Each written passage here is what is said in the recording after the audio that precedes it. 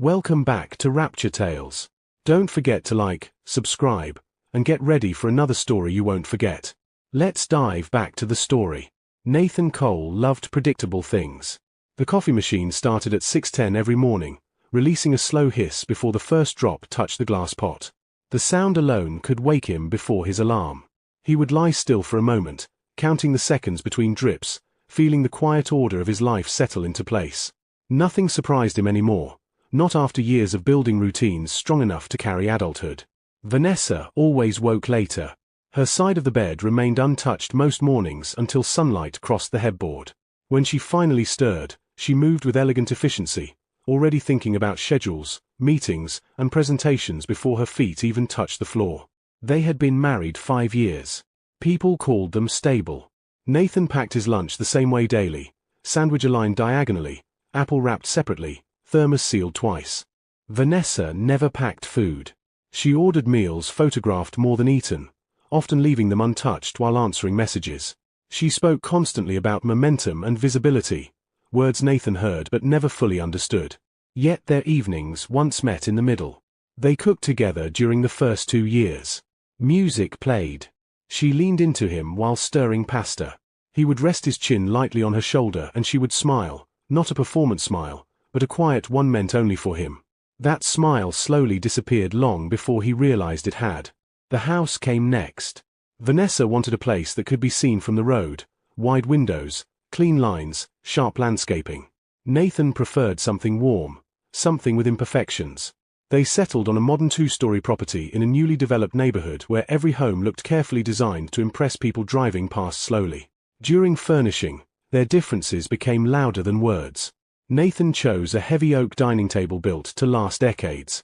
Vanessa replaced it 2 weeks later with glass. It photographs better, she explained, already positioning decorative books no one would read. The living room followed the same pattern. Function slowly surrendered to presentation. The house began feeling like a catalogue, beautiful but cautious, as if real living might stain it. Nathan didn't argue. He rarely did. Conflict felt inefficient to him. Instead he adapted, placing his habits into smaller corners, a reading chair near the staircase, tools organized in the garage, shoes aligned beside the door. He believed compromise was love expressed quietly. Vanessa believed love was maintaining upward motion. Neither realized those definitions were incompatible. The first uncomfortable moment arrived during dinner at Vanessa's parents' home. Her father, Leonard Whitaker, evaluated people the way investors evaluated companies, measuring value without appearing rude. Her mother asked polished questions that carried hidden comparisons. Success, in their family, wasn't something you achieved. It was something you displayed. So Nathan, Leonard asked, cutting his steak with precise pressure, do engineers eventually move into ownership roles, or do they mostly remain technical? Nathan answered calmly. Some transition into management. I prefer designing structures. I like knowing something stands because I calculated it correctly. A silence followed, polite but heavy. Vanessa smiled quickly and redirected conversation toward her upcoming campaign launch. The room warmed instantly once focus returned to measurable prestige. Across the table, her cousin Elise watched quietly. Later that night, while putting on her coat, Elise told Nathan gently, "You're steady." Vanessa has never lived a steady life before. He didn't understand what she meant then. The phone changed first. It began resting face down. Not deliberately, at least not at first. Then always. Then carried room to room. Notifications muted. She typed with the screen angled away even when no one else was nearby. Nathan noticed but did nothing. Observation was his instinct before reaction. Engineers trusted patterns more than assumptions. Weeks passed. She laughed at messages she never explained. Answered texts instantly while letting his questions wait. Took calls near windows or outside under the pretense of better reception. One evening he asked casually, "Workgroup chat getting busy?" She nodded without looking up. Campaign season. Her tone ended the conversation before it began. Late evenings followed. Dinners cooled on the counter. He reheated food more often than they ate together. Vanessa arrived home carrying new energy, not tired, just elsewhere mentally, as though returning from somewhere emotionally engaging. Jordan Pike at work noticed the change before Nathan admitted it existed. Distance never starts loud, Jordan said one afternoon while reviewing blueprints. It starts efficient. Fewer conversations. Less eye contact. Easier nights alone. Jordan spoke from experience. A divorce finalized the previous year. He didn't pry. He simply left the thought hanging between them like an unsolved equation. Nathan went home early that day. Vanessa didn't come home at all until midnight. Their anniversary trip was cancelled 3 days before departure. Corporate retreat. Mandatory attendance. The refund email arrived before she even explained it. Nathan stared at the confirmation screen longer than necessary, then closed his laptop without comment. He spent that weekend visiting his mother instead. Margaret Cole listened to him describe neutral details, traffic, weather, a new project timeline. He never mentioned feelings, only logistics. After tea she said softly, "You talk around problems when you want them to disappear on their own." He didn't answer. Because she was right. Months passed quietly. Physical affection faded into polite coexistence. She blamed stress, hormones, deadlines. Nathan accepted every explanation, but began writing small daily notes in a journal, not accusations, just observations. Time leaving home. Time returning. Mood variations. Not suspicion. Just data. The gym membership surprised him. There was one 3 minutes away. She chose one 30 minutes across town. One rainy afternoon she called asking him to bring her forgotten wallet. Nathan drove there after work, stepping into a polished training facility smelling faintly of citrus cleaner and rubber flooring. At the front desk stood a man adjusting membership forms. Athletic build, confident posture, casual friendliness. Ryan Archer. Forgot something? Ryan asked, smiling easily. Nathan nodded, handing the wallet to the receptionist. Through the glass training area he briefly saw Vanessa laughing, a relaxed laugh he hadn't heard in months. She stiffened slightly when she saw him but recovered instantly. "Thanks," she said. Quick hug, quick goodbye. It lasted less than a minute. Yet the drive home felt longer than usual. Patterns emerged after that. Every Wednesday late. Every Saturday morning. Same perfume she rarely wore before. Maya visited one evening and noticed the journal accidentally left open on the table. "You're tracking behavior," she said. "I'm recording routine changes." She studied the dates. Repeated coincidence stops being coincidence. Nathan closed the book but didn't respond. For the first time, the quiet order of his life felt misaligned, like a structure settling unevenly beneath the surface. He didn't confront her. He waited. And then, one night after nearly a year of distance, Vanessa came home smiling gently. And wrapped her arms around him from behind. "I've been thinking," she whispered softly, "maybe it's time we start a family." Nathan held still. Relief arrived first. Then something colder followed. Because for the first time in months, her calendar notification sound chimed, and he saw the small fertility tracking icon flash briefly across her lock screen before she turned it away. Nathan did not pull away when she hugged him. He let his hands rest over hers, feeling how naturally she leaned against his back, how easily she matched her breathing to his again. Months ago he would have closed his eyes and accepted the moment without question. Now his eyes remained open, focused on the faint reflection in the dark window ahead of him, the reflection of her hand slowly moving his wedding ring with her thumb. "Let's try," he said gently. The words sounded normal. Supportive. Exactly what a husband who missed his wife would say. Vanessa smiled in relief, pressing her forehead lightly between his shoulders. "I knew you'd understand." She kissed his neck, something she hadn't done in nearly a year. Nathan counted silently. Not the seconds of affection. The timing. Her calendar notification had been small, but precise. He didn't need to see the app name. He only needed to remember the color. Teal. He had once seen her scroll through a wellness tracker months earlier while waiting at a pharmacy line. The same color. He didn't confront her. He didn't freeze her out. He didn't accuse. He agreed. And that night he did something he had never done before in his marriage. He set an alarm for 2:17 a.m. When it vibrated quietly beside him, he slipped from bed without waking her and walked to his office. He opened his laptop and searched one thing, average ovulation cycle tracking calendar patterns. He compared dates. Then he opened his journal. He cross-referenced her late nights. Gym schedule. Sudden emotional warmth. And today. The alignment was exact. Not approximate. Exact. Nathan leaned back in his chair, staring at the screen long enough for it to dim. He did not feel rage. Rage was loud and demanded action. What he felt was structural failure, the silent understanding that something foundational had already collapsed long before visible cracks appeared. He closed the laptop. He would not react to suspicion. He would react to confirmation. The next morning he behaved perfectly normal. He cooked breakfast, something he hadn't done in weeks, and asked about her meetings. Vanessa spoke easily, almost cheerfully, relieved the tension she thought existed had vanished. Her comfort told him more than denial ever could. "You seem lighter lately," she said while pouring juice. "I think I stopped worrying about things I can't control," he replied calmly. She smiled in visible relief. That sentence, to her, meant trust. To him, it meant observation. The following days became an experiment.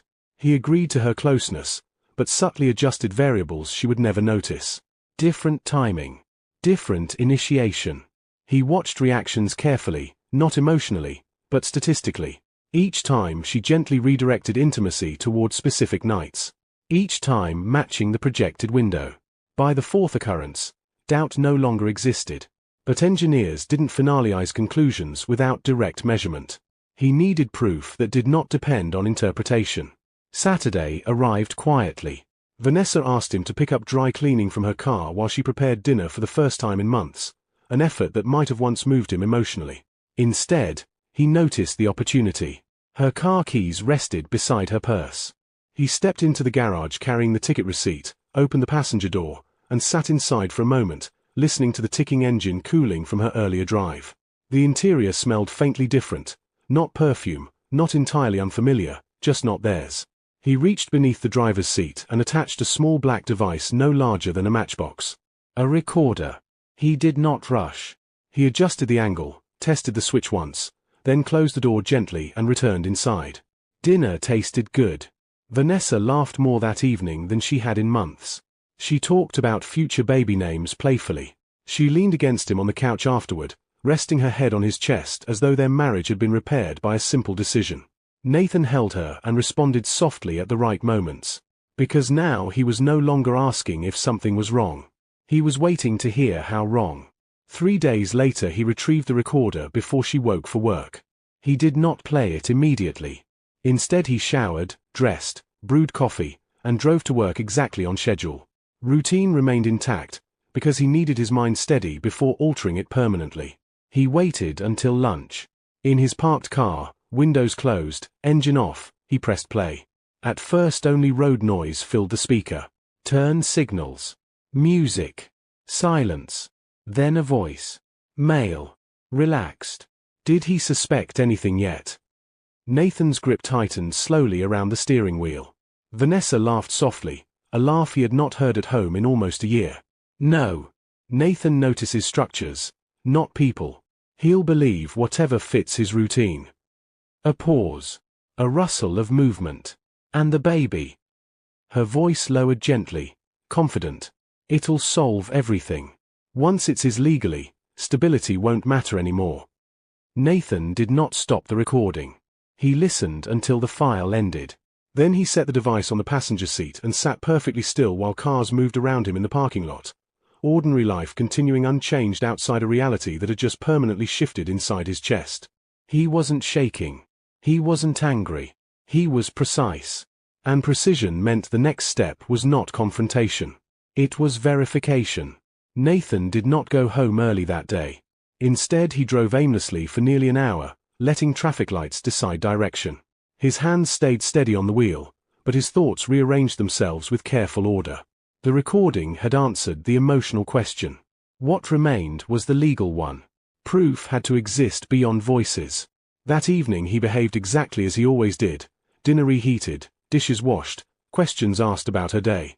Vanessa seemed relaxed, almost affectionate, convinced the new plan between them had repaired everything she believed needed repairing. Nathan noticed something else now. Relief. Not love. Relief. Relief meant pressure had existed elsewhere. He needed to see where. 2 nights later he found it. Vanessa fell asleep on the couch with a movie still playing softly. Her phone rested beside her, locked as always. Nathan didn't touch it. He didn't need to. Months earlier she had complained about syncing problems between her tablet and laptop. At the time he fixed the Wi-Fi settings and never thought about it again. Now he powered on the tablet stored in the hallway drawer. It opened without a password. She used it only for streaming. Messages loaded automatically. At first ordinary conversations filled the screen. Co-workers, group chats, promotions, social plans. Then a contact pinned to the top appeared. Ryan Archer. He opened it. The thread stretched back almost a year. Complaints about boredom. Jokes about routine. Then gradually intimacy. Then secrecy. Then planning. One message stopped him completely. Ryan, what if it's obvious? Vanessa, it won't be. He tracks schedules, not emotions. By the time he questions anything, it'll already be his legally. Nathan closed the tablet gently. No trembling. No anger. Only completion. The structure he had been living inside wasn't cracked. It had never been load-bearing to begin with. He met Ryan 4 days later. Not as a husband. As a potential client. The gym receptionist scheduled a private consultation under Nathan's first name only. Ryan greeted him warmly, unaware of the man sitting across from him. They spoke about fitness goals. Ryan asked about lifestyle, work stress, and routines, the same friendly confidence Nathan had heard on the recording. Then Ryan mentioned her. Not by plan. By ego. I've been helping someone rebuild confidence lately, Ryan said casually while adjusting equipment settings. Sometimes people stay in situations longer than they should. Stability can trap you. Nathan kept his expression neutral. Marriage. Ryan smirked faintly. Something like that. She just needs time before making changes official. That was enough. Nathan shook his hand at the end of the session and thanked him. Ryan never realized he had just explained everything to the wrong person. Preparation began quietly. Maya arranged a meeting with a lawyer under the pretense of reviewing property documentation. Nathan provided financial records, communication logs, and the recording without commentary. The attorney asked, "Do you intend confrontation?" "No," Nathan replied calmly. "I intend conclusion." Accounts were separated carefully. Automatic payments rerouted. Personal assets documented. He copied shared files and removed his name from joint subscriptions one by one over several days so nothing appeared sudden. At home, nothing changed. Vanessa discussed baby plans enthusiastically, browsing furniture online, speaking about future colors for a nursery that would never exist for him. Nathan listened attentively. Because timing mattered. On a quiet Saturday morning he woke before sunrise. He printed everything, messages, timestamps, transcripts, financial records, organizing them in chronological order inside a large envelope. On top he placed a single page titled, "Why I'm Leaving No Accusations. Only Numbered Facts." He set the envelope on the kitchen table beside her coffee mug. He removed his ring and placed it gently over the paper so it wouldn't slide. Then he took one suitcase, walked out, and closed the door without sound. His phone remained on. He drove away before she woke. The call came 23 minutes later. He didn't answer. Messages followed, confusion, denial, anger, then panic. He read none of them. Instead he forwarded the recording to his attorney and turned off notifications. By evening the messages stopped. Silence returned, but this time it belonged to him. Months passed. He moved into a small apartment across the city near his worksite. Life simplified immediately. Fewer objects, fewer expectations, fewer invisible negotiations. Then her message arrived. A single line, "I'm pregnant. We need to talk." Nathan stared at it briefly before replying calmly, asking for medical documentation and offering support during the process. His tone remained cooperative. She interpreted that as hope. He interpreted it as procedure. He attended appointments without conflict, polite but distant. Vanessa behaved cautiously, unsure how much he knew yet desperate to preserve certainty. She spoke about rebuilding slowly, about mistakes, about starting over for the child. Nathan agreed to nothing and refused nothing. He waited. The day of birth arrived during winter rain. Hospital lights reflected off polished floors as he sat beside the room, present but emotionally removed. Nurses assumed quiet fathers were nervous. Vanessa assumed quiet meant forgiveness approaching. He signed the necessary forms, except one. He requested paternity verification privately before completing legal acknowledgement. The nurse nodded. The request was routine. Vanessa never heard the conversation. 5 days later the results arrived. 0% probability of paternity. Nathan read the document once, folded it neatly, and placed it in a certified envelope addressed to her new apartment. No note. No insult. Only truth. He never received a reply for weeks. Then one message appeared late one evening. Did you ever love me? Nathan considered the question longer than any previous decision. Finally he responded, I loved who I believed you were. Thank you for teaching me to trust evidence more than hope. He blocked the number afterward. A year later he lived in a different city, designing coastal structures where wind patterns mattered more than appearances. He met someone patient, someone who asked direct questions and waited for real answers. There were no sudden changes. No calculated affection. No silence filled with hidden plans. Only consistency. For the first time, predictability no longer felt like routine. It felt like peace. That's all for today. Like, subscribe, and see you in the next episode. Stay tuned.